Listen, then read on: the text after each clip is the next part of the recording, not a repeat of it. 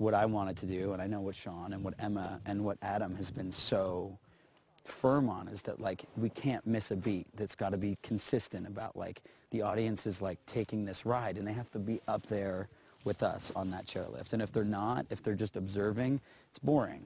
And I think so far, knock wood, but I think, you know, I think it's going really well so far. How much more resonance does the movie have then when people are that invested? The fact that the audience is in it and they're in it with the characters, and that's like, and then you can throw anything at them.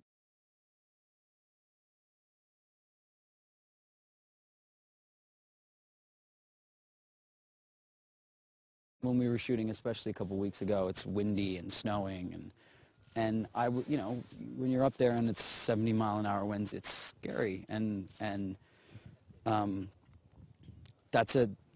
there's a lot of things you can fake as an actor, and I think fear and I think terror are two things that are very, unless it's really, you know, unless you're out of your mind, it's sort of a hard thing to drudge up. And I think being up here and, you know, being lonely and alone and cold, it's just there's something sort of inherently that happens about you sort of like closing in, and I think that happens to the characters, and I like that.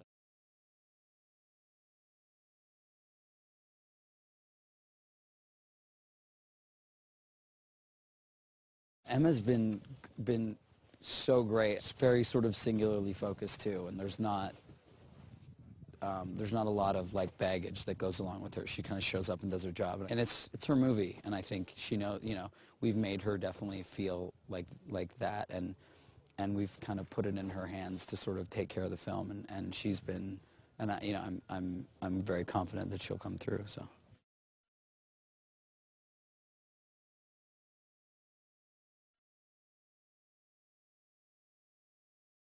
We've been friends long enough, and I think we're both on the same page, which is that we both want this to be a great thing, and we both know that we need to work really hard in order for it to be so.